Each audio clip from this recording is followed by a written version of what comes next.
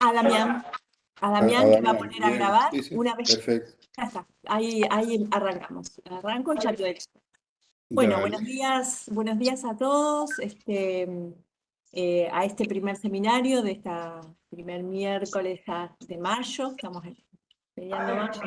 Seminario anual de salud mental. Hoy nos acompaña el licenciado Mario Boronowski, que es un generador de debates en políticas del campo de la salud pública, con lo cual a nosotros esto nos viene bien para seguir pensando en estos momentos, además, políticos, seguir ¿no? Donde incluso los debates están como tan aplanados, eh, poder ponernos a pensar en este contexto, ¿no?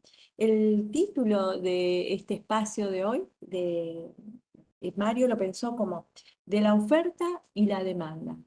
Preguntas sobre fragmentación, grupalidad y lazo social. Comento algo sobre, para quienes no lo conozcan, en su recorrido. Bueno, Mario es licenciado en Psicología y Sociología, es psicólogo social, doctorando en Salud Mental Comunitaria. Yo lo puse mal en el flyer, aclaro, puse doctorado, pero es doctorando. Ex coordinador del área de capacitación del programa PREA del Hospital Esteves, un programa que nosotros nos sirvió muchísimo en su momento como guía para el armado de todas nuestras redes de desmanicomialización. Bueno, y supervisor nuestro ahora tenemos el lujo de que nos vaya acompañando con su expertise en este espacio de pensar y seguir pensando los dispositivos que tenemos del centro de día y el que nos sugirió también su presencia, eh, Telles, Jorge Telles. Bueno, Mario, te damos la palabra. Muchas gracias. Qué linda presentación. Porque yo, este, generador de debate me encantó, no sabía que era, Sí, pero me bueno, gusta, me encanta, me encanta. Eso es un aporte de Verónica, ¿no? Después en algún momento contame mi de lectura. dónde, de dónde pescaste esa, pero está buenísimo, me gusta. Este, por ahí, bueno, nada, está, eso. Agradezco la presentación. Yo puse, cuando me pidió Vero algún currículum, la verdad que puse los títulos y nada más, pensando que hablar demasiado de la trayectoria no sabía por dónde empezar y por otro lado es relativamente inútil porque finalmente las cosas se demuestran en los hechos, digamos, ¿no? Así que aquí estamos y vamos a tratar de pensar juntos en algunas cuestiones que tienen que ver con el campo concreto de las prácticas, del quehacer de ustedes. Yo me enfoco ahí, digamos, ¿no? Es lo que en el campo en el que me interesa compartir, digamos, qué es lo que está interpelado en la práctica concreta cotidiana de cada una y cada uno de ustedes. Ahí Verónica me tiró una pista muy interesante. Yo le preguntaba, bueno, ¿qué onda? Digamos, o sea, me invita a participar de un seminario. Me gustó mucho el título. Política, táctica y estrategias en salud mental. Me parece que es toda una definición esa desde alguien que tiene una responsabilidad de dirección o de conducción de un área, en este caso de capacitación, ¿no? En el campo de la salud mental y sobre todo para los psi, porque digo, acá me imagino no, va, por lo que me ha contado Verónica, hay profesiones y formaciones e incumbencias diversas,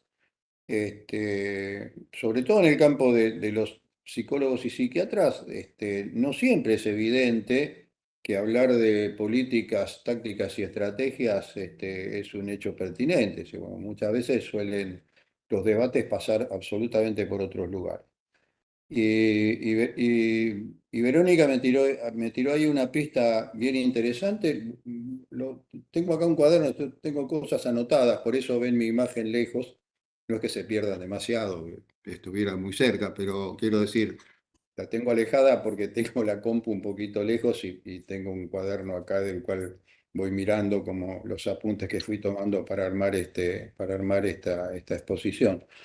Digo, me tiró una pista interesante porque me decía que como notas distintivas de este colectivo plural al cual me estoy dirigiendo, son un montón de nombres y caras que casi todos desconozco, pero que había un rasgo distintivo, una cuestión que a mí me resultó particularmente desafiante, que es un compromiso, un importante compromiso con lo territorial, primer rasgo.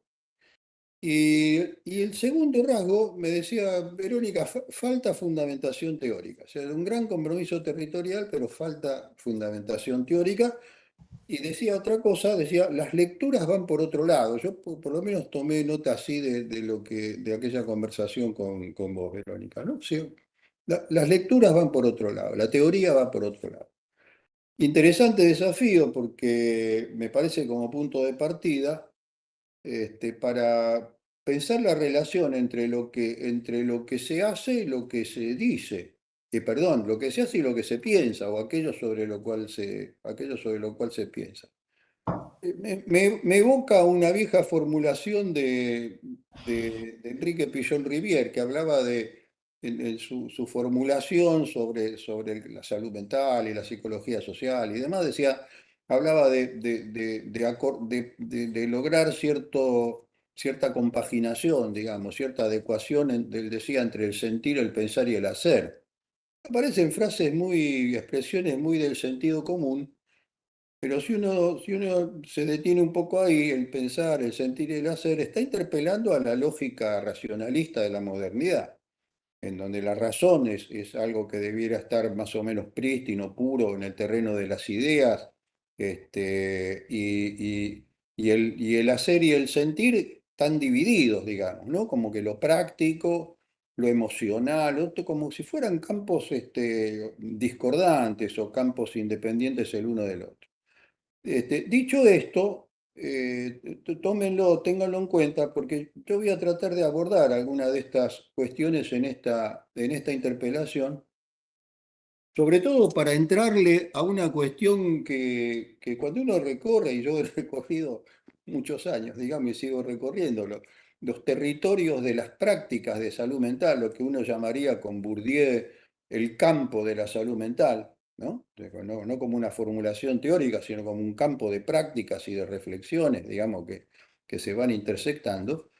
Uno encuentra mucho esta cosa de que la teoría va por un lado y la práctica va por el otro. Y lo encuentra en general bajo la forma del conflicto, bajo la forma de la incomodidad, bajo la forma de decir, ah, bueno, la teoría sí, muy bonito, o las políticas que vienen desde las oficinas y entonces, digo, ustedes habrán escuchado mucho esto, sobre todo en los últimos años en relación a la Ley Nacional de Salud Mental, ¿no? Que aquellos que intentan demoler la Ley de Salud Mental, que intentaron que nunca se sancione y después intentaron que nunca se reglamente y ahora intentan que se aplique lo menos posible o que se implemente lo menos posible, decía, no, pues total, lo hicieron en una oficina y entonces en la práctica esto no se puede aplicar, etcétera, etcétera, etcétera. Y una imagen que uno encuentra mucho, ustedes la deben usar, además es muy, muy probable, esta cosa bueno, sí, en los papeles la cosa es de una manera, pero en la trinchera, los que estamos en la trinchera, vivimos la cosa de otro modo. Es una metáfora muy interesante la de la trinchera, ¿no? Que a mí me interroga hace muchos años, ¿no? Esto, en el trabajo del PREA que citaba Vero como para mí una de las prácticas más ricas que me regaló la vida, digamos, en el terreno de lo profesional, trabajar en la capacitación, digamos, del programa de rehabilitación y internación asistida. Gran parte del trabajo nuestro tenía que ver con el personal de enfermería, que fueron, yo diría, la viga maestra sobre la que se sostuvo el programa.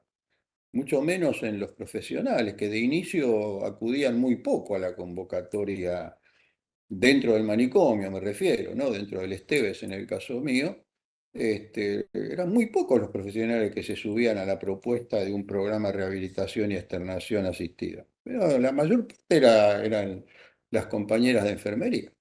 Y ahí la metáfora de la trinchera era muy fuerte, era muy fuerte. Y a mí me hizo pensar mucho esa idea de la trinchera, porque quien haya visto, por suerte ninguno de los presentes hemos vivido la experiencia concreta, pero quien haya visto, así sea, películas sobre la guerra de trinchera, la imagen de la trinchera es muy fuerte. La trinchera es un lugar, es un lugar de peligro, es un lugar de humo, de fuego, de suciedad, de hacinamiento, de mucha incomodidad. Y sobre todo es un lugar en donde lo mejor que puede esperar el que está en una trinchera es que nada de afuera venga a perturbar esa incómoda tranquilidad. Lo que uno espera en la trinchera es que nadie venga a la trinchera, pero lo que viene es el enemigo, digamos, lo que viene es el riesgo.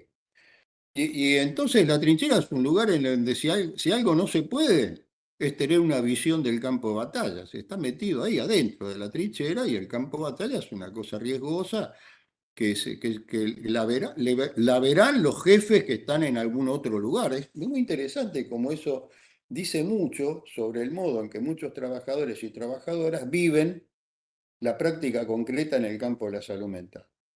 Digo, y reivindicar, digo, porque eso aparece muchas veces como una reivindicación.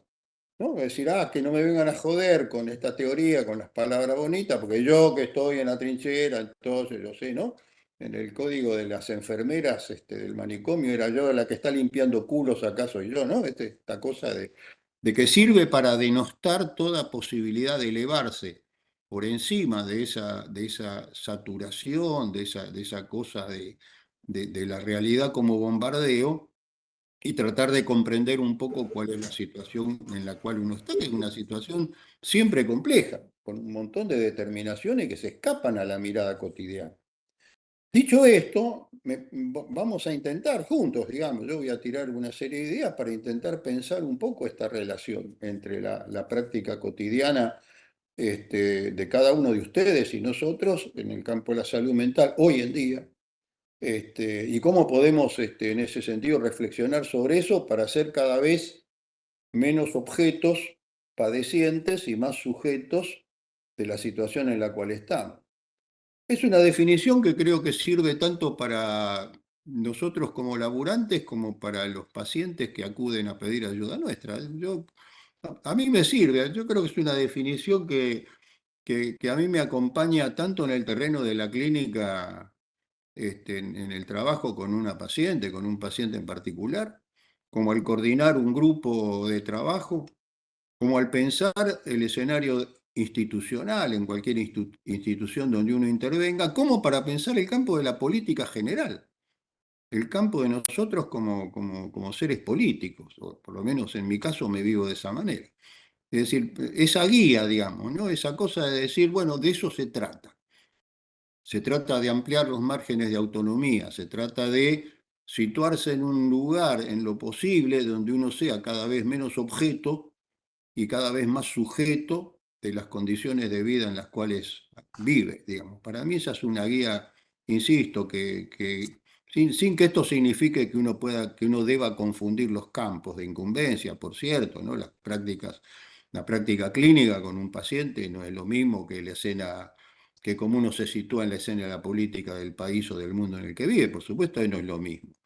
Sí, pero sin embargo, ese horizonte, esa guía de decir, bueno, qué es lo que guía el modo en que uno se para ahí? Para mí es esa, y esa es la que intento de alguna manera, es el punto donde intento apoyarme para pensar las distintas situaciones. Digo, desde una supervisión en un equipo de trabajo, el trabajo con un paciente, o mi posición en el campo de la política general, en tanto ciudadano, en tanto tipo que vive en un mundo concreto, digamos.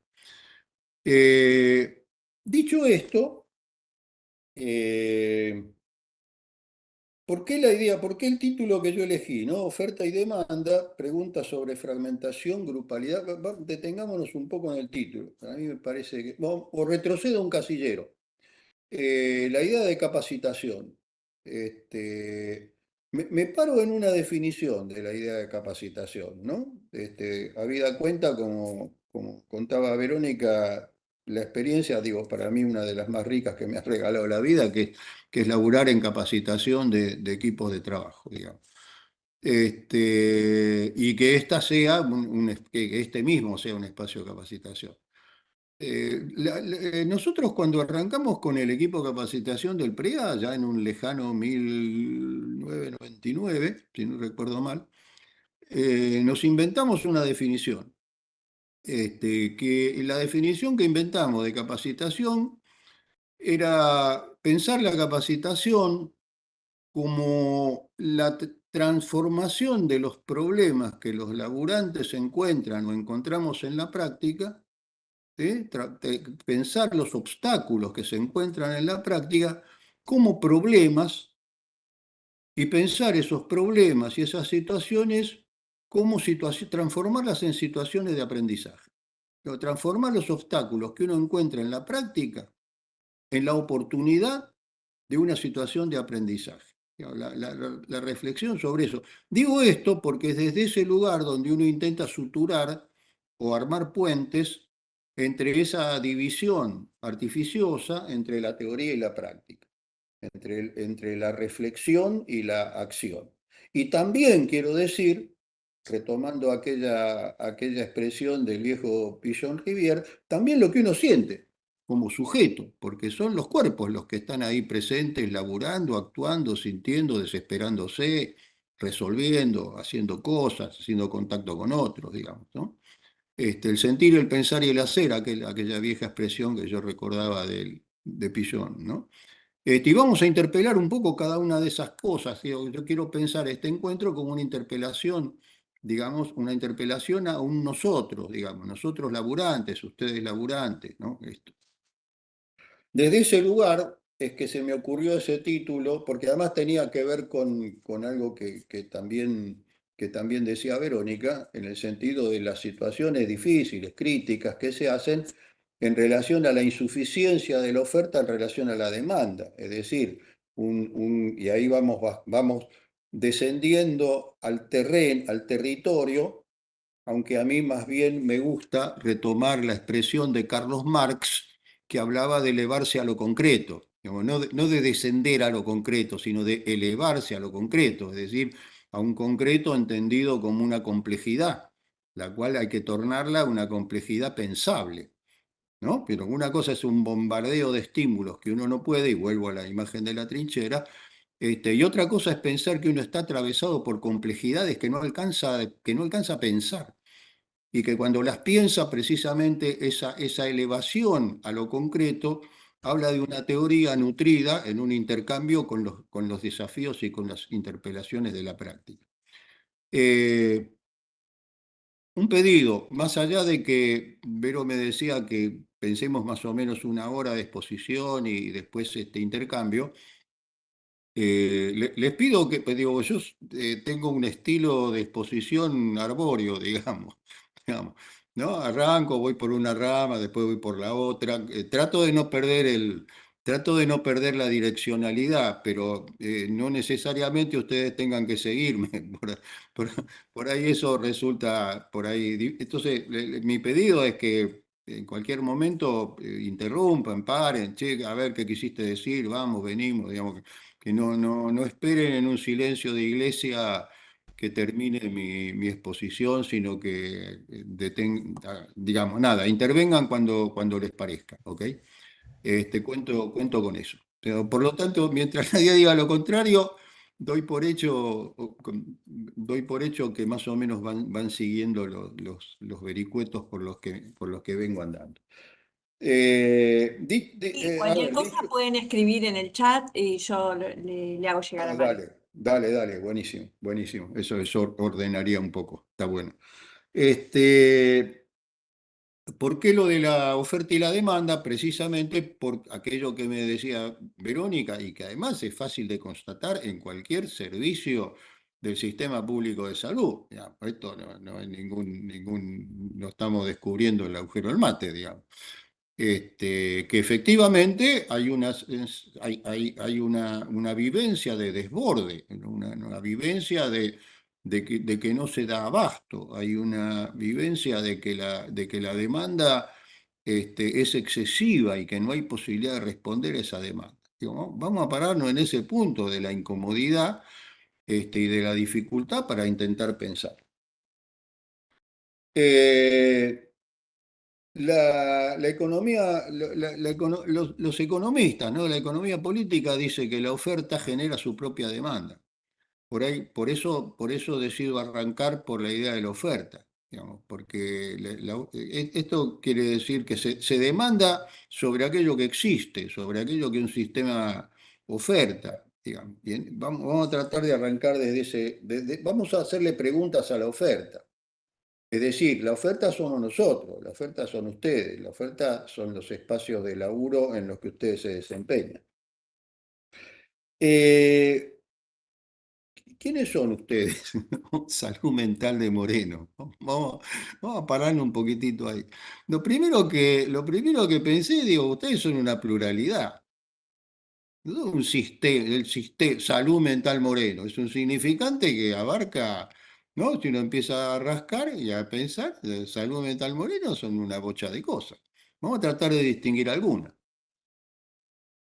En principio es una pluralidad de trabajadoras y trabajadores, desde ya, personas que están ahí poniendo el cuerpo, su capacidad, su formación, ¿ya? Pero eso además de ser una pluralidad de personas laburando, es una pluralidad disciplinaria, ¿no? O sea, acá hay trabajadoras y trabajadores de distintas disciplinas y además dentro de cada disciplina seguramente una pluralidad de formaciones diversas. El campo que yo más conozco, que es el de la psicología, término, ¿no? Ahí abarca, qué sé yo, hay quienes se identifican, dicen yo soy psicoanalista, o yo soy esto, yo soy aquello, hay psiquiatras, ¿no? Hay una pluralidad, vuelvo a decir, de formaciones. Es fácil hablar de sí, somos todos interdisciplinarios, qué fenómeno, digo, pero digo, después, esto es una definición casi ideológica, pero después en la práctica concreta, esa pluralidad y esa diversidad va produciendo a veces encuentros virtuosos, a veces chisporroteos, a veces pequeñas guerras internas, produciendo un montón de cosas. Eh, Tres cosas voy a proponerles distinguir y las tomo de la pedagogía, no del campo propio de la salud mental, sino del campo de la pedagogía. Me parece que cuando una oferta, pensemos en la oferta en abstracto, digamos en este caso la oferta de un sistema de salud, ¿no? De un sistema salud y de salud mental. Hay tres dimensiones que ciertos autores de la pedagogía toman y que a mí me parece que se juntan con aquello de Pillon, ¿no? Tres niveles, digamos. Hay un nivel que uno llamaría actitudinal o disposicional, es decir, la disposición con la saben que estoy imaginando cómo cada una y cada uno de ustedes se levanta a la mañana y va a laburar. ¿No? Y qué siente o qué piensa cuando cruza la puerta de la salita, del lugar, cuando entra al consultorio o cuando entra a un barrio a hacer alguna tarea que tiene pensada hacer? ¿Con qué disposición está?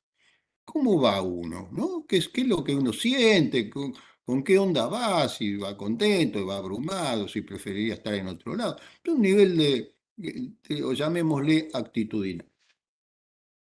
Hay un nivel que claramente es conceptual, es decir, aquellas herramientas del pensamiento, aquellos saberes con los que uno lee el campo en el cual va a actuar.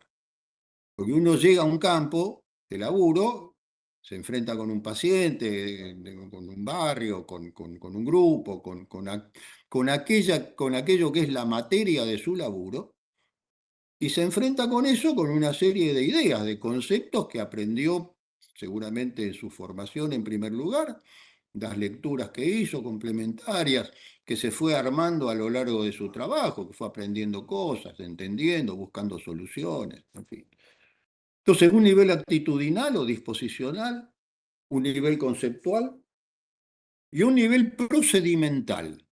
Procedimental, es decir, las herramientas concretas con las que uno aborda el campo de trabajo, los procesos de trabajo, que no son cualesquiera, están armados, están diseñados. Si vos tenés un consultorio, o tenés un diván, o tenés una pastilla, o tenés, no sé, viste, no sé, la posibilidad de hacer una indicación médica, en fin, tú tenés una serie de herramientas de procedimiento. Haces una entrevista, generás un espacio de diálogo, o no lo generás, en fin, hay una entonces distingamos esos tres niveles: actitudinal, conceptual y procedimental, para intentar, que es lo que de algún modo estoy invitando, a que cada una y cada uno de ustedes se empiece a mirar, se empiece, digamos, no empezamos nada, digamos, pero se sienta interpelado por estas preguntas. Mi objetivo sería un poco eso, ¿no? ¿Cómo fue la frase que usaste, Verónica? Recordámela, que me gustó tanto. Tu presentación, el Sí, de sí. generador de debates. Dale, generador de debates. Lo que me gustaría, ¿no? Que estas cosas que yo voy diciendo puedan ser recibidas por cada uno de ustedes como una pregunta hacia sí mismo, ¿no? Decir, a ver, ¿con qué actitud yo voy? ¿No? ¿Cuál es mi actitud, mi disposición cuando entro al campo de trabajo? ¿Cuáles son las herramientas conceptuales? ¿Qué es lo que yo tengo interiorizado, las ideas con las cuales pienso, la materia con la cual voy a laburar? Y por último, cómo son los procedimientos a los que tengo acceso? ¿Qué es lo que yo hago? ¿Hago una entrevista? ¿Hago esto? ¿Hago lo otro? ¿Qué es lo que yo hago? ¿Uso la palabra? ¿No? ¿Qué es lo que digo? Esa es la invitación que les estoy haciendo a cada una y cada uno de ustedes. Eh, Ahora bien, estos tres niveles no corren cada uno por su cuenta, sino que están ensamblados de algún modo, más virtuoso o menos virtuoso, se dan de patadas o funcionan bien, vaya uno a saber, seguramente un poco de cada cosa. Son niveles que están ensamblados en dispositivos institucionales. Es decir, uno no llega al campo de trabajo a hacer lo que se le canta, lo que aprendió. No. Lo que llega está preformado. Uno entra en una matriz en donde entra a determinada hora, se va a determinada hora y está autorizado para hacer determinadas cosas y otras no. Es decir, son niveles, insisto con la expresión, ensamblados en dispositivos institucionales. Dispositivos institucionales, ¿nos paramos ahí? Concepto, ¿de qué estoy hablando cuando digo dispositivos institucionales? Dejo flotando un poco la palabra, ¿no? Para que resuene. Dispositivos institucionales. Los dispositivos son complejidades. Un viejo amigo y colega mío, Luisito Herrera, alguna vez hablando de estas cosas hace mucho tiempo atrás, dijo una frase tan sencilla que a mí me impactó, me resultó sensacional. Decía Luisito: el dispositivo dispone, ¿no? El dispositivo dispone, es decir, coloca las cosas de cierta manera. Es decir, uno no entra a un campo vacío, entra a un campo donde las cosas están dispuestas de cierta manera. Estos ensambles, en estos dispositivos, y en el caso del que nos compete, que es el de la salud y salud mental, en este caso provincial y en este caso la localidad de Moreno, incluye básicamente tres cuestiones. Tres cuestiones. Primero, incluye paradigmas. Un paradigma, varios paradigmas. ¿Qué son los paradigmas? Como todos supongo que sabemos, son modos de organizar el pensamiento acerca de cómo se deben pensar las cosas dentro de determinado campo. Es fácil hablar de él, por ejemplo, seguramente se nos cae de la boca rápidamente el poder médico hegemónico, digamos, ¿no? O sea, como un gran paradigma, que no es el único, por cierto, digamos, pero paradigmas que organizan el campo, es decir, modos de pensar muchas veces superpuestos, seguramente así es en el caso de cada uno de ustedes, por la interdisciplina, por las distintas experiencias de laburo, por las distintas formaciones, ¿no? Que, bueno, cada uno no necesariamente hay un paradigma que organiza y unifica todo el campo, pero seguramente hay paradigmas dominantes. Tenés los paradigmas y tenés dispositivos técnicos. Es decir, es muy sencillo, digamos, ¿no? Uno entra, vuelvo a decir, a determinada hora, firma, no firma, pone la huellita, y se dispone a hacer una serie de cosas que ya están organizadas. Hay un dispositivo técnico que dice, bueno, a vos te toca eso, mira, acá tenés este paciente, el otro, el de más allá. Y los procedimientos de trabajo que están estipulados y que uno tiene que cumplir, por supuesto. Estos paradigmas, y ahí me quiero detener y quiero que se detenga un poco la reflexión de cada una y cada uno de ustedes. Estos paradigmas y estos dispositivos técnicos generan por un lado y afrontan por el otro una demanda social. Volvemos al título de la oferta y la demanda. Y ese encuentro entre los paradigmas, los dispositivos técnicos, las disposiciones personales, las actitudes personales, la formación personal, todo eso se encuentra con una demanda social, con algo que viene de afuera.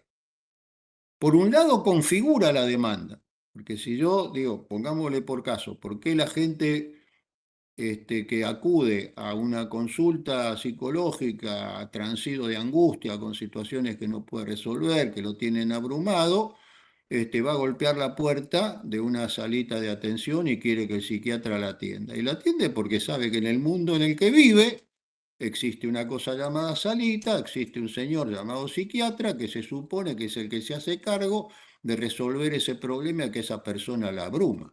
¿Se entiende? Es un acople, digamos. A eso me refería cuando decía la oferta, ¿no? La oferta genera su propia demanda. Si alguien va a buscar un psiquiatra es porque entiende en el mundo cultural en el cual vive y que existe una institución que se ocupa del dolor psíquico y de la locura y de la angustia y que se llama psiquiatra, se llama psicólogo, se llama salita. Entonces va y golpea la puerta ahí, digamos.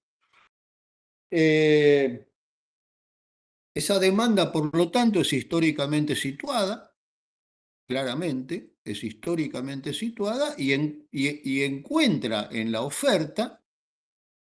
Ay, caramba, ¿no? ¿Qué es lo que encuentra en la oferta? Bueno, lo que encuentra en la oferta en este momento, y seguramente todos me darán la razón sin dudarlo un instante, es una situación de desborde, es una situación crítica.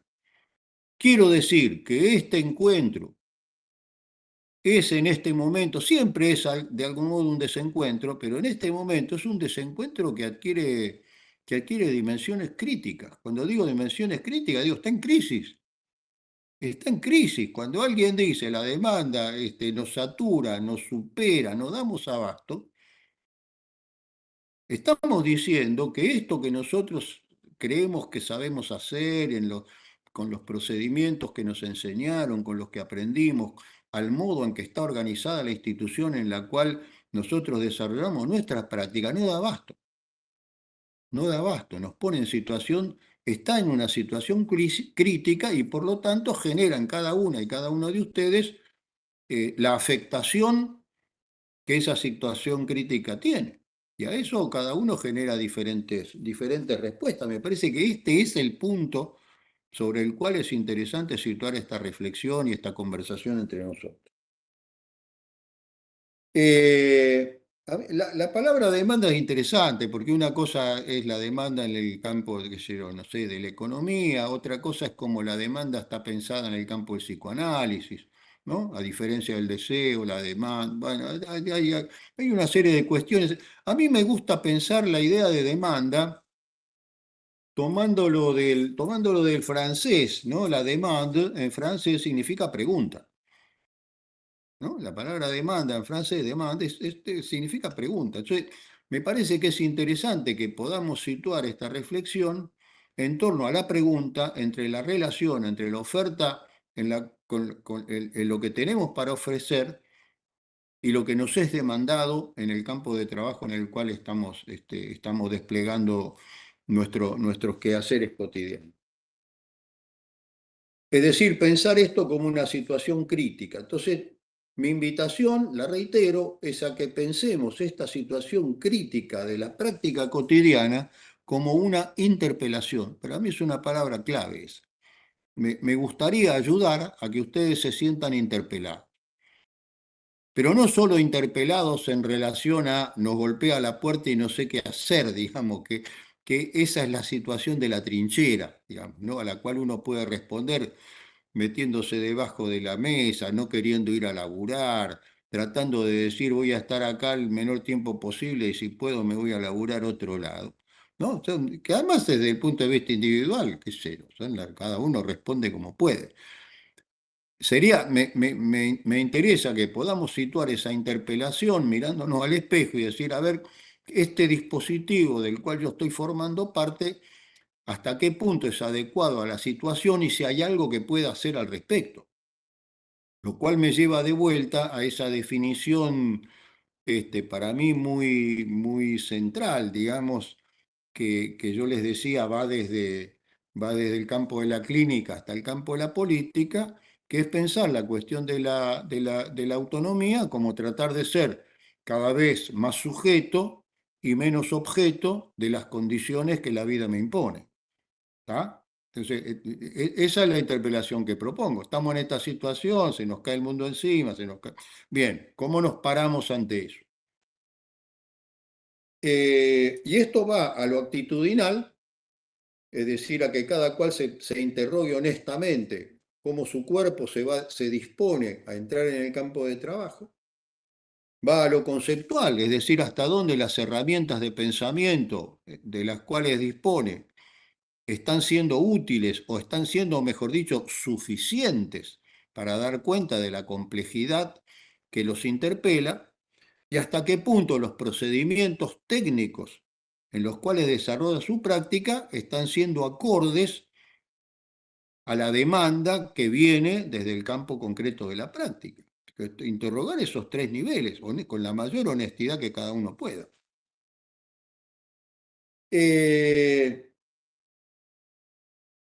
Vamos ahí, digamos. ¿Qué es lo que está instituido en el campo de la salud y de la salud mental? ¿Cuáles son los paradigmas, los dispositivos técnicos, las herramientas con las cuales está constituido ese campo? Miren, básicamente, digo, porque vamos llegando al campo de las paz, nunca nos fuimos, digamos, ¿no? Vamos a tratar, vamos a llegar inclusive a agarrarnos de una definición de salud que me parece que es interesante en ese sentido. Miren, lo que está instituido en el campo profesional es de que la ciencia moderna incluye a los saberes médicos y a los saberes psi que nacieron asociados a los saberes médicos. Lo que está instituido es que hay sujetos padecientes y que hay profesionales que se hacen cargo, digamos, que esos sujetos padecientes de alguna manera demandan atención y que hay profesionales que se hacen cargo de esos padeceres y de esos sujetos del padecimiento y buscan las soluciones que permitan sacarlos de ese padecimiento, que permitan algún modo de la cura o sustituir, porque no siempre se trata del padecimiento de la enfermedad, sino que puede ser de la carencia. Entiendo que entre ustedes hay, por ejemplo, trabajadoras y trabajadores sociales, no son todos psi, digamos. Entonces, bueno, padecimiento, carencia, del cual hay algún área profesional a la cual le incumbe, ¿no? Alojar esa demanda e intentar resolverla o por lo menos paliar el sufrimiento. Ese es ese es el juego, digamos. Esos son los dos actores o actrices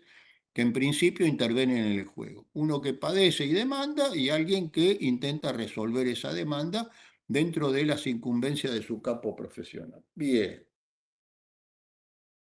Es decir, hay un sujeto de las, hay un hay una organización de la asistencia. Hay quien asiste y hay quien es asistido. Sujeto y objeto de práctica. En el extremo está el paciente tomado como objeto y aquel especialista que de pronto llevado al extremo atiende un hígado en lugar de una persona o, para no sacarle el traste a la jeringa, como dicen algunos, decía alguna colega y amiga psicoanalista cordobesa, el problema, decías, Claudia Huergo decía, el problema de muchos psicoanalistas es que el paciente, en lugar de traerles el inconsciente, les trae todo junto, ¿no? Que a mí me parecía una expresión deliciosa. No les trae el inconsciente, traen todo junto. Le traen la casa, la vivienda, el laburo, le trae todo junto y eso está muy mal. Eso complica mucho la buena práctica de algunos psicoanalistas, o lo que entenderían por buena práctica. Entonces la crisis en la cual estamos supone entonces un desfasaje en la relación entre asistente y asistido. Y ahí me paro de vuelta, digo, una detención y una nueva interpelación. Hay dos, yo creo, voy a ser un poco extremo por ahí, un poco esquemático en esto, pero me parece que hay dos maneras de situarse. Y ahí hablo a cada una y cada uno de ustedes o de nosotros, porque yo no estoy fuera del asunto. Ese desfasaje se puede vivir al modo de la queja. Caramba, que habrá quejas entre ustedes cada día. Seguramente aparecerán en las conversaciones quejas acerca de las enormes dificultades y de la falta de herramientas, de instrumentos, qué sé yo. La queja es un posicionamiento también, ¿no? Digo, no es que sea ilegítimo quejarse, propio de las cosas que hacemos los humanos y las humanas, no es que sea ilegítimo quejarse, pero la queja como posicionamiento es una posición tramposa. La queja es una posición tramposa, porque es diría, la queja es un movimiento al narcisismo que dice que si la vida, que si las cosas de la realidad no fueran como son, yo sería un profesional maravilloso. Yo haría todo bien, salvo que hay un montón de cosas que me lo impiden.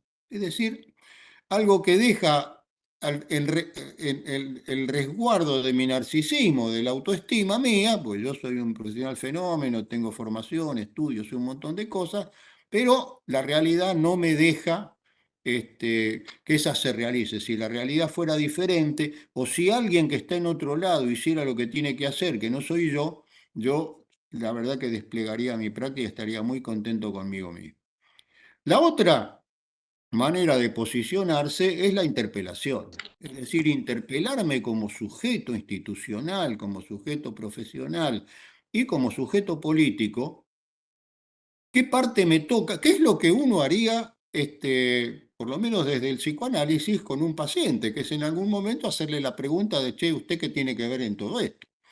¿No? Porque esto es lo que uno hace en esa práctica del diálogo con alguien que demanda una atención psi y entra en una conversación y le cuenta sus problemas y todas las cosas que le duelen y le hacen mal, en algún momento, si algún tratamiento de ese orden se va a poner en marcha, cabe esa pregunta. ¿Y usted qué tiene que ver en todo esto? Tiene que ver usted en todo esto, ¿no? No es lo que le pasa, me pasa. Bueno, me pasa, pero bien, esa es la pregunta que intento que nos hagamos entre todos. ¿Qué tenemos que ver nosotros en todo esto?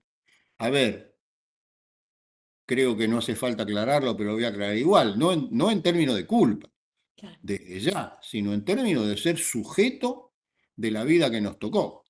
Pero bueno, esta es la que nos tocó. Bueno, seremos quejosos entonces, resguardando nuestra autoestima y pensando que hay otro en otro lado que debería hacer las cosas para que yo pueda desplegar mis maravillosos talentos, o bien me pongo como sujeto de esta situación y trato de encontrar la manera de situarme frente a la dificultad como alguien activo que intenta modificar esa realidad que también a uno lo hace padecer. Es decir, la queja o la interpelación sería un poco la disyuntiva. Eh, Hay una reflexión muy interesante que le debo, estoy mirando la hora, Son las... Y Ah, no. quedaría un No, ratito, Mario, sí, bueno, después no, abrimos a no. debate si querés. Venimos bien. No, no, venimos bien. A ver. Ah, pero acá tengo un reloj que se paró. Ah, no, está bien. Ahora miro menos mal porque miro la... Está bien, miro la compu. Son 9:50. Dale. Sí, sí, pero vamos bien. Bueno, Este, decía, esperen que me perdí un poquito. Sí, iba al tema del trabajador estatal. Es muy interesante. Hay dos maneras de pensar el laburo en el Estado. Y esta es una reflexión que le debo a Cintia Ramaciotti, que hoy es creo que es directora, no sé, de Infancia y Juventud en el Ministerio, en Salud Mental de la provincia de Buenos Aires. Una compañeraza, Cintia, que alguna vez hablando del trabajo estatal, decía, hay dos maneras de pensarse como trabajador del Estado.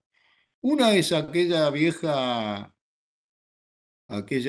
figura que alguna vez para los que somos más viejos encarnó Antonio Gasalla, ¿no? De la empleada pública que lo que intentaba era que no la jodieran y que cada cosa que recibía, ¿no? Bueno, la clásica figura que además el neoliberalismo dominante se encargó de caricaturizar. Gasalla en eso fue un actor privilegiado, es decir, que el Estado es una especie de porquería, una especie de nido en el cual, pero digo, muchos trabajadores estatales también han encarnado de alguna manera esa cosa de vivirse, de vivirse como parte de una estructura burocrática, digamos, ¿no? Y que el laburo consiste en hacer lo más disciplinada, en el mejor de los casos, lo más disciplinada y reglamentariamente posible aquello que está escrito que tiene que hacer. En el peor de los casos, tratar de zafar.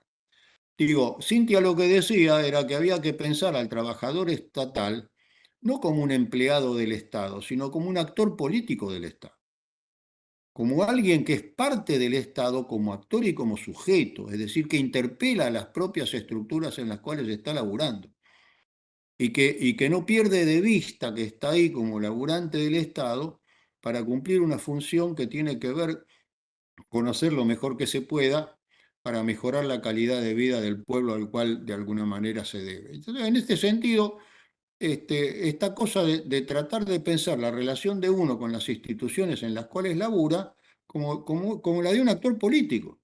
Es decir, político, por si hace falta aclararlo, no quiere decir adscripción partidaria, sino ser parte, como definían los antiguos griegos, ¿no? La cosa de la política, es decir, ser un ciudadano de la polis que es activo participante de los lineamientos que en la polis se llevan a cabo. Es decir, de pararse frente a la institución como alguien con creatividad, con alguien con la posibilidad de empujar en la dirección que cree que es correcto ir y corregir las cosas que cree que están correctas. Digo, que esto sea fácil, pero ni hablar.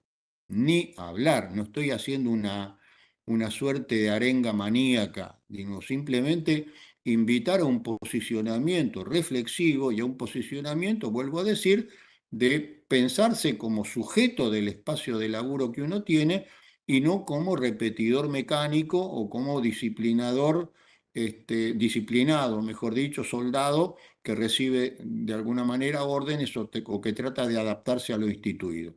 En última instancia, se trata de pensar si aquello de que las instituciones son lo instituido, pero también son lo instituyente, son la posibilidad de poner en movimiento aquello que uno siente que está paralizado, que no sirve, o que está en este sentido y en este momento en una situación precisamente crítica, porque no alcanza, porque está desfasado, ¿sí? Porque hay una inadecuación entre la oferta y la demanda.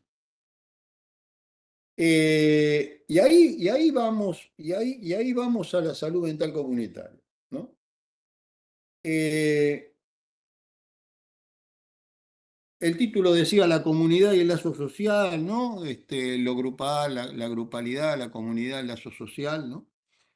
Eh, lleguemos a la salud, ¿no? Hay una definición, bueno, está aquella vieja definición clásica de la OMS, ¿no? De la salud como ¿cómo era? Eh, Perfecto estado, no, ¿cómo era el estado de Sí, bienestar? sí, claro, el estado de completo bienestar y Está- no solamente la ausencia de enfermedad. Irónicamente, el negro Escudero, sanitarista muy importante de nuestro país, el negro Escudero, ante esa cosa de completa, estado de completa satisfacción y no solo, decía que esa sería más bien una definición de orgasmo que de salud, ¿no? Este, está, y está, me parece bastante más adecuado para pensar estas cosas aquella definición que seguramente muchos de ustedes conocen de Floreal Ferrara, que decía que la salud era la capacidad de luchar contra las condiciones que limitan la vida, ¿no? Capacidad de luchar contra las condiciones que limitan la vida. Yo pensando en esa definición de Floreal, decía, bueno, tal vez podamos reemplazar la cosa, porque la cosa de lucha nos pone ya en una situación que, por cierto, que es necesaria, pero tampoco está bueno percibirse viviendo en estado de lucha completo. Es un poco es un tanto estresante, digamos. Entonces uno podría complementar o correr un poco esa definición a pensar en la capacidad de multiplicar aquellas situaciones que habilitan ampliar las condiciones de vida, ¿no? De pensar no solo en luchar contra aquellos que la limitan, sino tratar de ampliar las condiciones que permiten que la vida fluya, que la vida se multiplique, que la vida crezca. Expandir la vida, ¿no? Y ahí llegamos al tema del lazo social, y ahí también va una nueva vuelta de interpelación, que tiene que ver con la cuestión de los paradigmas y de los dispositivos y cómo llegamos a la cuestión de la salud mental comunitaria. Hay dos modos, ¿no? Yo decía el tema de la queja y de la interpelación por un lado, pero ante las situaciones del padecimiento que viven las poblaciones con las cuales nosotros estamos laburando, también hay dos maneras paradigmáticas de situarse. Al menos esta es mi interpelación, si se quiere, ¿no? Una es la apropiación profesional. La apropiación profesional, es decir, volver a meterse o no salir de aquel paradigma que dice que hay un afectado y que hay un profesional que trata de esa afectación y trata de curar. Ahora, el otro posicionamiento es interpelar también a la comunidad, no, no solo interpelarse, no solo verse como quien está en principio dueño del instrumental y de la incumbencia para ocuparse del padecimiento de otro, sino interpelar a ese otro comunidad, interpelar a ese otro pueblo en las potencias que tienen. ¿Qué tiene que ver usted con esto que le está pasando?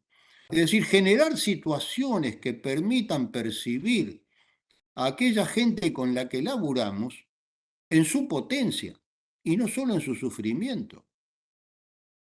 Interrogar sus límites, interrogar qué tiene que ver o cómo podría plantarse como sujeto activo ante aquello que genera su padecer, que tal vez esta sea la definición más fuerte de esta cuestión, de tratar de pensarlo como sujeto y no como objeto de padecimiento. Esto no quiere decir, por supuesto, sacarle el cuerpo a que es objeto de padecimiento, porque hay prácticas que lo hacen padecer. Pero el tema es pararse frente a esas situaciones que producen padecimiento de una manera activa, como sujeto, para interpelarlas a su vez. No sé si queda claro esta. Parado en esto, Parado en esto, voy a elevarme a lo concreto, retomando aquella expresión de Marx, o descender, o descender a lo más terreno. Porque esto decirlo es sencillo, o no tan sencillo, pero decirlo es fenómeno. Ahora, ¿cómo corno se hace esto? Porque ahí vuelvo, ahí está cada una y cada uno de ustedes en el barrio, en la salita, aquel que le golpea la puerta, ¿no? Ahí está. Y entonces ahí retomamos el otro, ¿no? Yo decía el título que me había imaginado, ¿no? ¿Cómo era? Eh, Preguntas sobre fragmentación, grupalidad y lazo social. Vamos a entreverar esto y vamos a terminar esta parte expositiva trazando y tratando de llevar esto al terreno con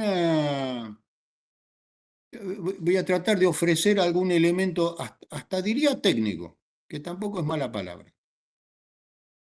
¿Cómo generar situaciones que permitan precisamente interpelar las potencias de la comunidad con la que uno labura? Que no van de suyo, porque estamos viviendo una situación en donde lo que predomina es precisamente la fragmentación. Estamos hablando de comunidades rotas, o en gran medida rotas. Estamos hablando de comunidades lastimadas. Estamos hablando de comunidades empobrecidas. Estamos hablando de comunidades carentes. ¿Está? Y estamos hablando de yo diría, de un momento sociohistórico en donde el paradigma ideológico dominante, liberal, es precisamente el de la fragmentación, es la del individualismo extremo, es la de la falacia del emprendedurismo. Falacia que además tiene expresiones muy concretas que a veces son vitales, es decir, el tipo que sale a arreglársela solo porque no le queda otra. ¿Está bien? Entonces, ¿cómo poder retomar la idea del lazo social, ¿no? Como un espacio de construcción colectiva y de confrontación con aquellas cuestiones que limitan la vida, volviendo a la definición de Floreal Ferrara, ¿no es cierto? Entonces, ahí es donde lo grupal me parece que adquiere la potencia en la cual uno podría apoyarse. Entendiendo lo grupal no como juntar muchos pacientes, por ejemplo, en un grupo para tratarlo todo junto, porque ahorramos, porque así tratamos más gente, digamos, ¿no? Lo cual sería utilizar un dispositivo técnico para hacer, dentro de un paradigma clásico, digamos, dentro de un paradigma que no interpela esa situación. Yo estoy pensando lo grupal como la manera en que los padecimientos personales y los recursos personales puedan ponerse en juego en una situación donde en el intercambio con otros sean interpelados y generen algo nuevo, si generen algo distinto. Eso supone instituir lo que no está instituido en muchos casos, es decir, un espacio de conversación, es decir, un espacio de intercambio que tiene que reunir ciertas condiciones, porque no va de suyo, porque no están ofrecidos en la realidad. En algunos casos sí, por cierto, porque nuestro pueblo genera muchas veces situaciones, ¿no? En los barrios van a encontrar seguramente en muchos de ellos espacios colectivos que se han autogestado, que se han conformado, desde los merenderos, los clubes, las iglesias, qué sé, un montón de cosas que la gente genera. Ahora, si estamos pensando en una práctica de salud y de salud mental, que es lo pertinente al laburo de cada una y cada uno de ustedes en los dispositivos en los cuales se encuentra, a mí me parece que una herramienta clave, y quiero terminar la exposición en esto, es generar espacios de intercambio en donde esto se haga posible, porque estos espacios de intercambio no se dan naturalmente. ¿Ah? Voy a pensar en esto, digo, obviamente coordinar grupos no va de suyo, digo, es una cosa que se aprende, digamos, no es que cada uno tenga, pero a mí me parece que hay una serie de cuestiones en donde cada uno, con disponibilidad, con deseo, es capaz de generar esos espacios. Y voy a plantearles cinco cuestiones. Hay una cosa casi técnica, digamos. A ver, invito a pensar que generar un espacio colectivo, comunitario, de trabajo en salud y en salud mental, requiere generar cinco condiciones, o cinco tiempos, o cinco momentos. Es casi una receta, si ustedes quieren. En primer lugar, y digo generar porque son cosas que no están dadas naturalmente, que muchas veces hay que inventarlas artificialmente, hay que hacer una reunión, hay que juntar a la gente, hay que generar un espacio y un tiempo en el cual una conversación se pueda dar. A mi manera de ver, esos espacios tienen que reunir cinco condiciones para ser posibles y para ser productivos. En primer lugar, generar condiciones de enunciación.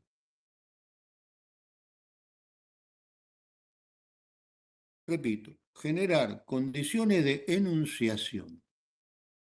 ¿Qué quiere decir esto?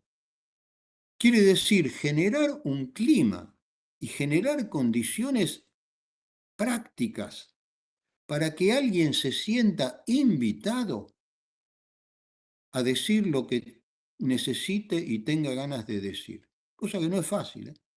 Cosa que no es fácil. Condiciones de enunciación. Generar un clima y una situación en donde la gente se sienta invitada y cómoda a decir lo que tenga ganas y necesidad de decir. En segundo lugar, condiciones de recepción. Es decir, generar una situación en la cual eso que sea dicho sea alojado, escuchado, recepcionado por otros. En realidad, ambos movimientos son el mismo movimiento, porque nadie se siente invitado a enunciar si no percibe que del otro lado hay alguien que está disponible para escuchar. Y esto vale tanto para el primer encuentro con un paciente como para generar una situación grupal en la cual varios sujetos son invitados a tomar la palabra, pero también en el mismo movimiento a escuchar la palabra de otro. Es decir, condiciones de enunciación, condiciones de recepción. En este sentido, hago un desvío y una digresión. Es muy común en el campo psi, al pensar en las situaciones grupales, hablar de lo importante es que la palabra circule. ¿Vieron? Todo se dice todo el tiempo. Lo importante es que nadie monopolice la palabra, que la palabra circule, que la palabra circule. Sí, está bien, la verdad que sí. Pero la verdad que tan importante como que la palabra circule es que la palabra se detenga. Porque si la palabra simplemente se limita a circular, es una suerte de colalia, donde todo el mundo habla y nadie escucha ni es escuchado. Entonces, para que exista algo que Fernando Ulloa, gran maestro, llamaba resonancia íntima, es necesario que la palabra se detenga, que resuene, que se subraye, que se esté atento a cómo la palabra de alguien afecta a alguno de los otros o a cada uno de los otros o a nosotros mismos. O sea, qué capacidad de afectación, qué efecto tiene la palabra que se dice, aquello que se enuncia. Tercera condición, y estoy pensando en alguien que se posiciona en la coordinación de un espacio grupal, de un espacio colectivo, es que haya condiciones de registro. Es decir, que esa palabra que circula y que se detiene quede registrada en alguna parte para que pueda generarse una suerte de memoria colectiva. Es decir, quien coordina un espacio colectivo es también el garante de que se vaya construyendo una memoria compartida, sin lo cual no hay colectivo posible. No hay posibilidad de que se genere un nosotros si no hay un trayecto en el cual cada uno se va reconociendo y va reconociendo a los demás y va reconociendo las diferentes cosas que han ido circulando como parte como parte de una memoria que le compete, que tiene que ver con él. Condiciones de enunciación, condiciones de recepción, condiciones de registro, condiciones de apropiación. Condiciones de apropiación, es decir, aquel movimiento por el cual aquello que es dicho y aquello que afecta es reconocido explícitamente como algo que te compete, como algo que tiene que ver contigo, con algo, porque muchas veces lo que uno mismo dice, en eso consiste el trabajo del psicoanálisis para los que son atravesados por esa experiencia, ¿no? Es decir, esta posibilidad de que una palabra dicha por un paciente, un acto fallido, un sueño, bla, bla, bla, todo eso, sea reconocido como propio. A eso me refiero con condiciones de apropiación, y eso vale para cualquier otra cosa.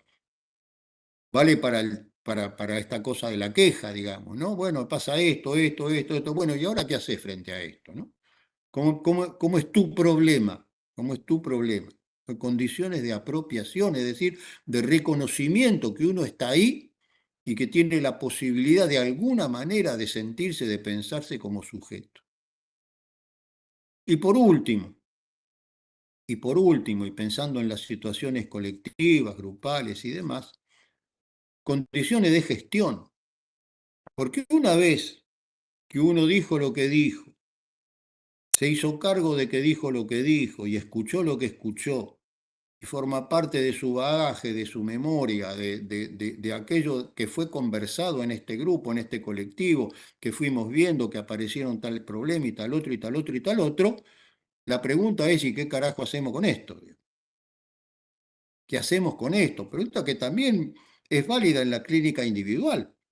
Ah, sí, señora, señor, usted me contó que esto, que esto, bueno, ¿y ahora qué? ¿Cuál es el momento de concluir y decir, bueno, ¿y ahora qué? ¿Ahora qué me toca hacer con esto? Es decir, condiciones de gestión, es decir, cómo un colectivo es capaz de organizarse y generar, ir a patear la puerta que hay que patear, la ventanilla que hay que golpear, el funcionario al que hay que interpelar o la casita que hay que construir, sea lo que sea que haya sido pensado como problema o cómo acompañar a aquella persona doliente que está transida de angustia y que de pronto alguien puede ir a darle una mano, generar lazo, ponerse al lado, acompañar en lo que no puede hacer solo. Es decir, condiciones de gestión, es decir, cómo se lleva al terreno de la práctica aquello que se estuvo pensando, tramitando, trabajando y apropiándoselo como un problema precisamente propio. Dicho esto, quedo a la espera de cuánto de todo esto que yo he ido diciendo este, ha quedado apropiado por cada uno de ustedes. Me callo por un largo rato o no, qué sé yo. Quedo a disposición de que empecemos a intercambiar, ¿ok? Bueno, gracias Gracias, por Mario. la paciencia, gente. Gracias por, a esto nos referíamos con ciertos acompañamientos teóricos de prácticas que venimos teniendo hace muchos años, pero que más que nada en esto de las grupalidades, ¿no? Que nos cuesta pensarlas desde ciertas cuestiones bien desde lo teórico, ¿no? Entonces te agradezco esta receta de los 5 pasos porque es de gran ayuda para nosotros. Bueno, se abre como el espacio de preguntas, comentarios. Había ahí alguno, sí, a ver, de Anabela Brigas, que decía que si esta cuarta condición estaría la pregunta de qué tiene que ver usted con esto, que sería la de apropiación. ¿No, Anabela? Creo. Ahí está. Sí, mi pregunta era esa, en la cuarta condición, digamos, ¿cabe ahí la pregunta que habías mencionado de, bueno, en dónde se para uno, qué tiene que ver uno o ese grupal en esto, ¿no? En esa situación. No sé si va de la Claro, es mano con eso. decir, sí, por ahí en este caso no lo diría de esa manera porque parece casi como agresivo. A ver, bueno, flaco, hacete cargo, digamos. No pensarlo de ese modo, sino decir, che, vos dijiste esto, a ver qué te dice esto. Vos, no, vos enunciaste esto, dijiste esto, bueno, ¿y ahora qué hacemos? ¿No? Más vale pensarlo de esa manera, como una invitación amable y compañera, ¿no? Hay dos palabras ahí. Mira, justamente anoche estábamos hablando en una reunión grupal de un grupo de pares, grupo de compañeras y compañeros con los cuales estamos desarrollando un laburo de acompañamiento y supervisión a equipos del Ministerio de Mujeres, Género y Diversidad de la provincia de Buenos Aires. Estamos acompañando a algunos equipos de ahí. Y pensábamos en cómo definíamos nuestra tarea, ¿no? Y ahí surgieron como dos elementos que siempre estuvieron dando vuelta y que a mí me parece que uno podría hacerlo extensivo, ¿no? Decíamos, tal vez las dos palabras que definen lo que tratamos de hacer ahí es acompañar y cuidar. Y por ahí es lo mismo que define la tarea que hacen los equipos a los cuales nosotros acompañamos y cuidamos. Es decir, acompañar y cuidar a la gente que acude al ministerio o que toma a su cargo los casos del Ministerio de Mujeres, ¿no? Víctimas de agresiones, en fin, de estas cosas. Bueno, ¿qué hacen? ¿Qué hacen ustedes? Bueno, acompañar y cuidar. Acompañar y cuidar. Después hay que traducir esto en la incumbencia propia del campo de la salud mental, pero me parece que eso define también, ¿no? Acompañar y cuidar, es decir, esto no es el hacerte cargo agresivo, digamos, ¿no? Sino, sí, dale, pensemos juntos, ¿no? Pensemos juntos. Te acompaño en esta reflexión. No sé si responde a tu pregunta. Sí, sí, sí, sí.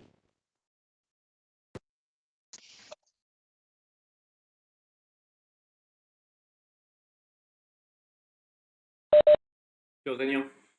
Sí, David. Eh, no, no tiene forma de pregunta, pero voy a ver si le puedo dar forma de algo.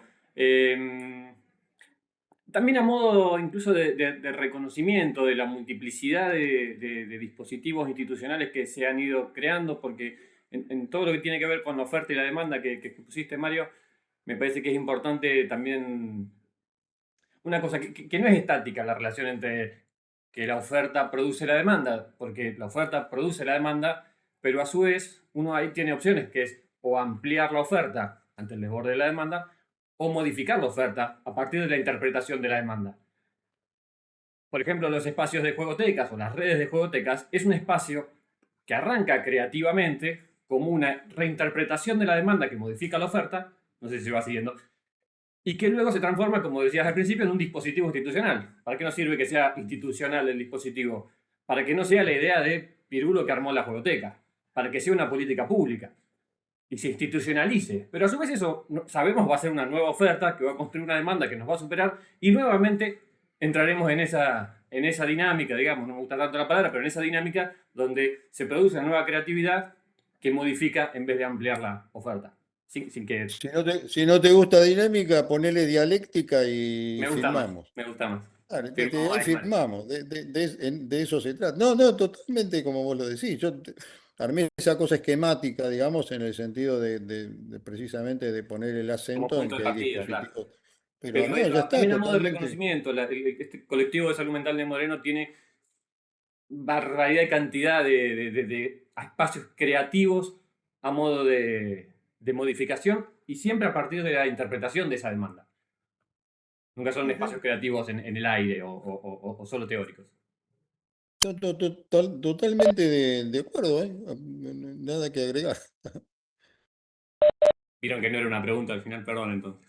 No, no, es que no tiene por qué ser una pregunta. Digo, abramos digamos, asumamos la cosa, que cada quien se sienta invitado a decir lo que tenga ganas de decir. Condiciones de enunciación. Yo me quedé pensando, perdón, no sé si se escucha. ¿Sí? ¿Mira? Ah, no, Romina. En el punto 1, ¿no? Que dice generar condiciones de enunciación, que es un tema, porque a veces hacemos algún taller para adolescentes o en la sala, ¿no? O algún taller de crianza para cuidadores, padres, madres, y vienen y se sientan y es como que se sientan a escuchar. Eh, Están acostumbrados a que vayan y que les digamos, bueno, que les digan, bueno, tenés que hacer A, B, C. Y ahí a veces es difícil porque o tenemos que hacer alguna dinámica, algún juego, o para que ellos tomen ahí la palabra. No cuesta. El punto 1 ya cuesta un montón. No, claro, es que fíjate que esa gente está digamos, esa demanda está condicionada, digamos, van a buscar eso. Como aquel que va y dice, doctor, deme la pastilla, qué sé yo, ¿viste? Van a buscar la medicación, van a buscar eso. Ahora, ¿cómo armar esas condiciones? Es un interrogante siempre. Está bien. Digamos, por supuesto que hay experiencias, seguramente si uno se pone a buscar. Yo tiré un recetario que en realidad, como ustedes se darán cuenta, no es un recetario, es un posicionamiento actitudinal, actitudinal y conceptual. Los procedimientos hay que armarlos, hay que inventarlos o recogerlos de las muchísimas experiencias que ya existen. ¿No? ¿Cómo hacer para que alguien se sienta invitado a... yo recuerdo una experiencia que yo trabajé muchos años en la cátedra de Ana María Fernández de Teoría y Técnica de Grupos en la Facultad de Psicología de la UBA. Y hacíamos, Ana hacía alguna reflexión sobre ciertos aspectos de la teoría de los grupos, sobre todo ciertos atravesamientos psicoanalíticos sobre la teoría de los grupos. eh, a ver, para hacerla cortita, porque es apenas a modo de una viñeta, de un ejemplito, digamos, ¿no? Bion, extraordinario, brillante psicoanalista inglés y uno de los pilares, digamos, del cruce entre los grupos, entre lo grupal y el psicoanálisis, armaba un dispositivo, digamos. A ver, Bion decía que los grupos convocaban la fantasmática inconsciente, ¿no? Y claro, armaba un dispositivo muy muy al modo de ciertos, digamos, digamos, muy propio del psicoanálisis de su tiempo, además, ¿no? En donde juntaba una serie de personas, 5 o 6 personas sentados alrededor, y él como coordinador psicoanalista guardaba silencio y esperaba que la gente hable. Y por supuesto se generaban angustias, y Ana María decía con cierta ironía, ¿qué esperas que pase si armas una situación donde pones un montón de gente a mirarse las caras y no decís nada? Pero por supuesto que se va a convocar las peores fantasmáticas, es una situación espantosa, es una situación horrible. Digo, bueno, uno tiene que pensar también, qué sé yo, cómo hacer para que la recepción, pensemos, seguramente se le van a ocurrir cosas. ¿Cómo hacer para que la gente se distienda, se relaje? Por ahí, no sé, poner mate y bizcochito, qué sé yo. También hay técnicas, por supuesto, juegos, pero también hay que poder, porque tenés que contar con la disposición a jugar de la gente. Por ahí, viste, la gente que viene con angustia, que viene a hablar, dice, ¿qué le vas a proponer un juego? ¿Te van a querer matar o se van a...? Eso hay que tratar de, básicamente, vieron, por eso me parece que lo actitudinal es fundamental. Es ponerse uno en posición de escucha. Es decir, a ver qué cara tiene esta gente, a ver cómo vienen, qué tendrán ganas de hacer, hacerse uno esa pregunta y eventualmente generar una situación lo más relajada, lo más distendida posible, dentro de lo que es un marco que te permita no perder la incumbencia y el lugar profesional que uno tiene. Digo, tampoco es cuestión de diluirse, porque entonces uno ahí pierde la capacidad de intervenir, sino bueno, ser ahí como un buen anfitrión, ¿no? Un buen anfitrión, alguien que inspira confianza, que inspira ¿Cómo se hace? Y seguramente entre ustedes, miren, acá entre ustedes, que son no sé cuántos, seguramente si se ponen a conversar ahora mismo o después, seguramente van a aparecer excelentes ideas que ya puestas en práctica en más de un lugar. Sí, hay mucho trabajo hecho en la adolescencia, así No me que cabe duda. seguramente sí. No me cabe. Pero por eso digo, tengamos cuidado con las técnicas, los juegos, en el sentido de que tenés que tener, alguien se tiene que sentir invitado a jugar. Si no, alguien que viene con una carga emocional, viene con su sufrimiento, viene a tratar de que le den, hasta que le den la pastillita. Porque es lo que, bueno, no podés poner a jugar. Tenés que generar una situación donde eso surja fluidamente. No digo naturalmente, porque de natural no tiene nada, son artificios. Pero tienen que ser artificios amables, artificios que inviten, ¿no? Sí, pensaba esto que decías de los 5 tiempos, a lo mejor están operando al mismo tiempo, digo, ¿no? Porque quizás en Sí, sí, esa sí, primera, está bueno pensarlo como para entender ese proceso, pero quizás esa absolutamente. palabra es el primer enlace, que uno pueda estar receptivo a esa palabra que se detenga. No, yo debía aclarar que no se trataba de una cronología ni de pasos sucesivos, pero desde ya que sí, gracias por decirlo, porque sí, si no queda como no, paso uno, paso dos, paso tres, no, por supuesto que no. Lo aclaré respecto de lo primero, ¿no? Es decir, condiciones de enunciación y recepción son una y la misma cosa, digamos, no, no. Pero bueno, pero vale también para el resto, vale también para el resto. Acá Álvarez María dice, el coordinador del espacio debe ser motivador, con gestos, miradas, palabras, etc. Ujú. Sí, bueno, esto creo que tiene que ver con que veníamos, lo que decías antes.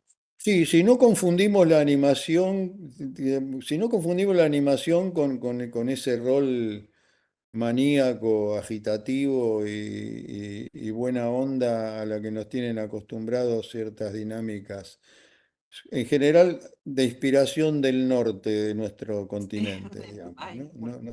Alguien levantó la mano por ahí. A ver, sí, Graciela Chabrolín y Agustín, perdón. Sí, acá hay dos. No sé cuál de los dos fue primero, perdone. Bueno, eh, bueno, sí, mi nombre es Graciela Chabrolín, soy psicopedagoga, este, asumiendo ahora en este poquito tiempo en una situación de coordinación y referente zonal junto con Agus y Romina, para convocar a los compañeros a reuniones de zona, donde pensar la tarea, ¿no? Y me quedé pensando en esto que decía Mario, cómo a veces vamos al lugar de trabajo, cómo nos sentamos frente al otro, qué nos pasa a nosotros, ¿no? Y cuántas veces también nos cuesta la reunión zonal, darnos ese espacio, darnos ese tiempo a cada uno para poder reflexionar sobre la tarea, para que se generen nuevas posiciones, para que se generen eh, propuestas, para que nos acompañemos, ¿no?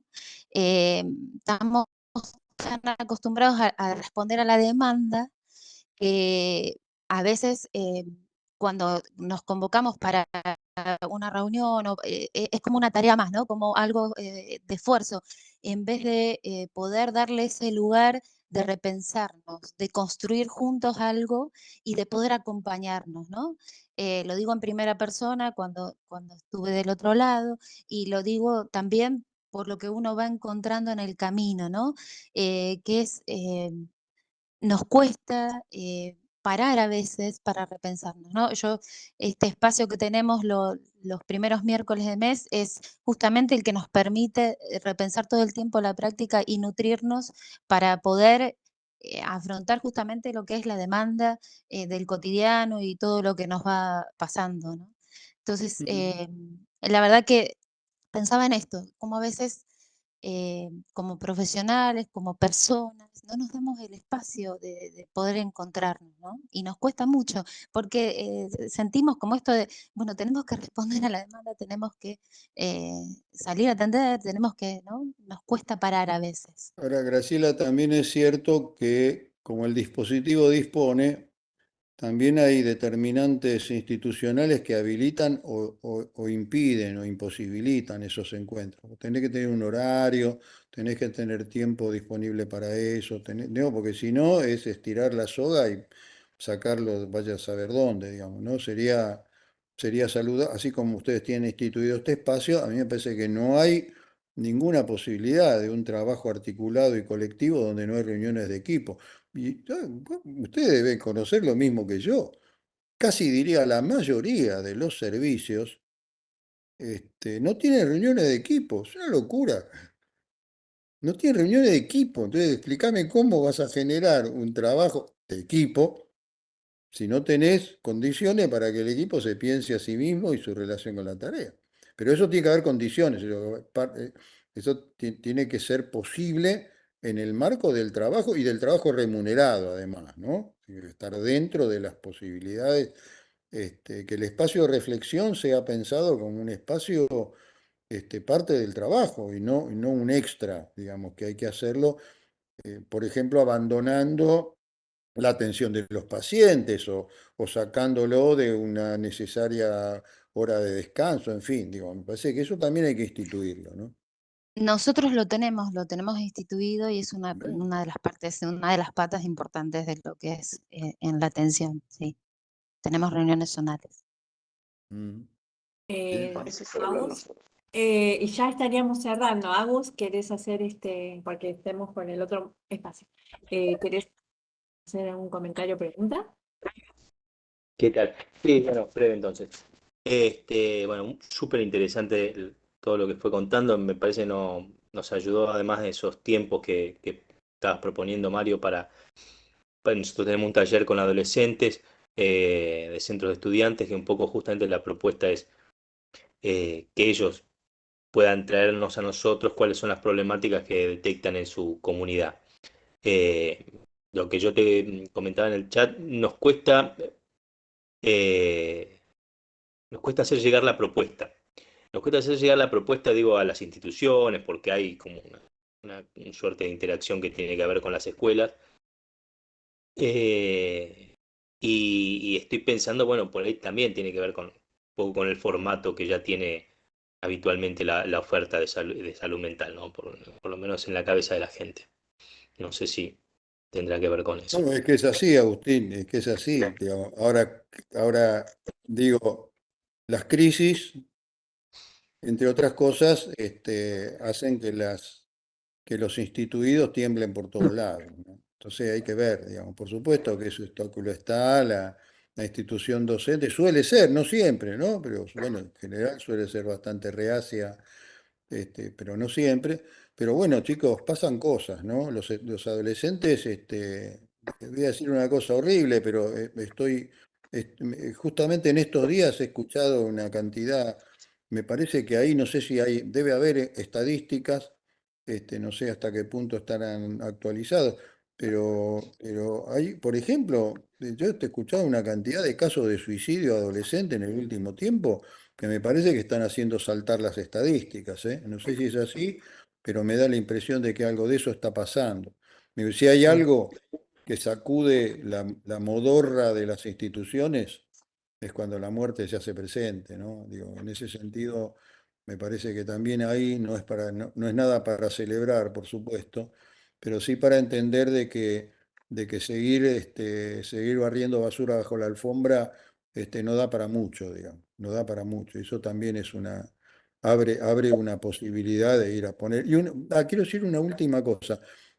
La cosa, ahora estamos teniendo un intercambio, a mi gusto me encantó, digamos, estar acá. Estamos teniendo un intercambio virtual.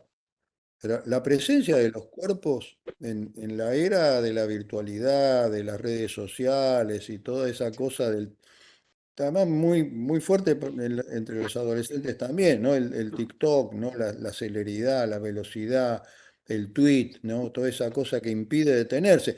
Porque anda a pensar en condiciones de enunciación, recepción, en el marco del tweet, ¿sí? Ah, sí, agarrate, olvídate. Ahí nadie recibe nada, digamos. Todo es un peloteo alucinante donde no queda nada nunca, más que la propia autoafirmación de lo que ya se cree. La corporalidad, la presencia, el cara a cara, la posibilidad de la mirada, de mirarse a la cara, de mirarse a los ojos, de invitar a alguien que mire a la cara a otro, ¿no? De percibir la afectación de una palabra en el gesto de otro. Ese temblor, eso que se produce, esa afectación, en ese sentido para mí los dispositivos grupales se hacen más necesarios que nunca, más necesarios que nunca. Es por el único lugar donde a mí me da la impresión. Bueno, el otro lugar, pero no depende de nosotros, son las instancias de masas. Cuando la gente sale a la calle y hace cosas en común, y ahí pasa algo. Ahí pasa algo y no pasa por las redes, ¿no? Pero bueno, eso no depende de nosotros. Pero digo, en lo que hace al laburo nuestro, esta posibilidad del cara a cara, del mirarse, de la afectación, de que es una emoción que se transmita ahí, para mí eso resulta así como irreemplazable, ¿no? ¿Puedo agregar Ok. algo a lo que dijo Graciela? Sí, Vero, un minutito. Sofi, ¿cómo no? Sí. Digo, si bien está instituido la red zonal y que la reunión zonal y que me parece genial, la verdad que nosotros la aprovechamos muchísimo, sí, la realidad es que hace un par de años nos exigieron justamente para no sacarle espacio a las salas, de juntar todo lo que es por fuera de sala en un mismo día. Que eso también estaría bueno que lo podamos repensar de nuevo, porque si no es como una carrera literal, porque estamos el mismo día, supervisamos, que la pagamos nosotros, red de salud, educación y reunión zonal. Y la verdad que son tres cosas muy importantes, las tres, en donde hace un par de años casi, no es que nos obligaron, pero nos llevaron a que se unifiquen el mismo día. Y la verdad que no está bueno porque se siente que no se aprovecha ninguna de las tres, porque tenemos que siempre estar saliendo corriendo para llegar en tiempo y forma a los demás espacios. No sé si a las demás zonas les pasa lo mismo, pero a la zona de Álvarez nos pasa eso, cuando antes lo habíamos logrado dividir durante muchos años en 2 días. Bueno, lo que dijo Agustín no cayó en el vacío, porque bueno, a repensar, digamos, ¿no? O sea, tenés un dispositivo, lo pusiste en marcha, bueno, por ahí es un momento de repensar. ¿Agua? ¿Querías volver a...? ¿No? No, Está tu no, no, manito. No, no, ahí, sí, como estabas con la para mí, manito. maratón, la verdad, quedó la mano arriba, Sí. no me di cuenta. Es una maratón, sí, los primeros miércoles, la verdad que es una maratón. Terminamos desde las 9 hasta las 2 de la tarde con la virtualidad. Creo que si fueran varias reuniones en un salón, sería más humano para todos. Y la virtualidad es medio inhumana. Bueno. Bueno, nosotros lo hacemos presencial, Agus, y también es inhumano estar corriendo porque la reeducación es en un lugar, la supervisión, bueno, si bien todas nos juntamos, Leila sí sí, es virtual, mix, porque los chicos estamos todos en el mismo Mm, salón, pero ujú. presencial también, porque justamente pones el cuerpo en 3 lugares el mismo día, ¿viste? Ya empezar a trabajar con los directores, que nosotros que no estemos en la sala, no significa que estemos Claro, boludeando, ¿no? Estamos construyendo algo digo, que hoy yo no esté en la sala, no significa que no esté en mi rol de laburo, digamos, ¿no? Quizás volver a retrabajar eso, porque bueno, a partir de la pandemia es como que esto, si no estás en la sala no estás trabajando, parecería, ¿no? ujú, Lo sentimos en algunos espacios, lo sentimos como una suerte de respuesta-castigo. Bueno, ni siquiera está la misma gente ahora, además, pero bueno, una suerte de respuesta-castigo en la pospandemia, ¿no? Como en el rejunte de, bueno, a ver, trabajadores, vuelvan a las salas. Hubo como algo medio raro ahí que nos afectó. Pero Bueno, de vuelta, en las salas en general no tienen reuniones de equipo, entonces sí. pasa muchísimo, con lo cual el lugar de la reunión de equipo a lo mejor no está tan valorada, ¿no?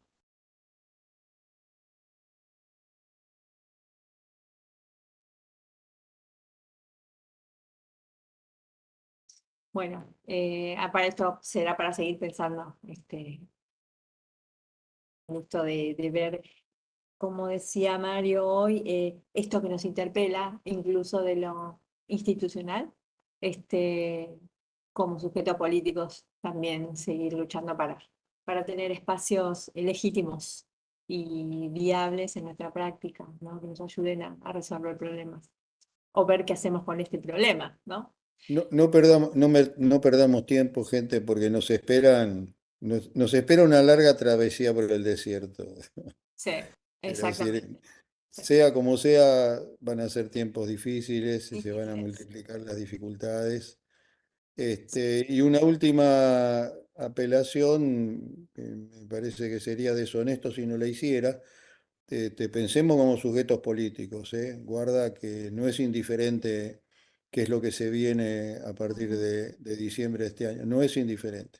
No, tal no cual. hace falta, no hace falta adscripción partidaria, no hace falta decirle sí a cualquier cosa, no hace falta tener el aplausómetro ahí. No se trata de eso, se trata de pensar si las cosas van a ser suficientemente complicadas pero con alguna capacidad de generar respuestas, alguna capacidad, o si van a ser condiciones que incrementen todo aquello de malo, de insuficiente y de generador de padecimiento que ya tenemos.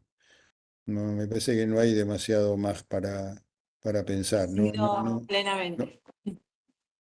Bueno, Mario. Pero en cualquiera de los casos, sea para ponerle el pecho del mejor modo posible o sea para prepararse para resistir, todas estas cosas siguen teniendo valor. Otra que trinchera. Bueno. Yo perdón, Vero, lo último. No, yo me quedé pensando en esto de cuando vamos tratando de interpretar o dar un significado a la demanda, me pregunto de la demanda de quién, ¿no? Del que viene a nuestros servicios o de nuestros servicios que explotan, ¿no? Escuchando todo esto. Cuando creamos los dispositivos, qué interpretación, desde dónde la estamos mirando esta demanda. Perdón, estoy atrapadísima. Gracias, Anita. Bueno, Mario, ahora sí, te despedimos. Muchas gracias por esta mañana No, de reflexiones y de poder pensar el territorio y lo comunitario como apuestas fuertes que venimos haciendo, pero siempre con esta idea de seguir pensándola una y otra vez. muchas gracias a ustedes, gente, por la invitación y nada, nos seguiremos encontrando seguramente en este Ojalá. camino Sí, difícil, desafiante, pero bueno, dale, es así. sí. Por suerte Bueno, te Muchas tenemos gracias. cerca, Mario. Por suerte te tenemos cerca y más en los momentos que se vienen. Bueno, los invito a que nos Muchas encontremos gracias. gracias a ustedes, me despido Muchas entonces. gracias. Adiós, adiós. Los Muchas invito a que nos gracias. encontremos en 5 minutos, que bueno, hoy Martín no va a poder estar coordinando su espacio porque tuvo un problema de salud, así que voy a acompañar yo a quienes exponen, así que nos tomamos 5 minutos y nos volvemos a encontrar para el siguiente espacio, que van a ver que hay un correlato con lo que estuvimos trabajando hoy a la mañana. Nos vemos. Bueno, enchufo el celular. Me quedé Exacto. sin batería. Enchufen. Pero pregunta técnica, suspendo grabación acá, ¿no? Sí, ya está. Sí. Digan chau a la grabación. Chau, chau. Gracias, Dami, gracias por la ayuda.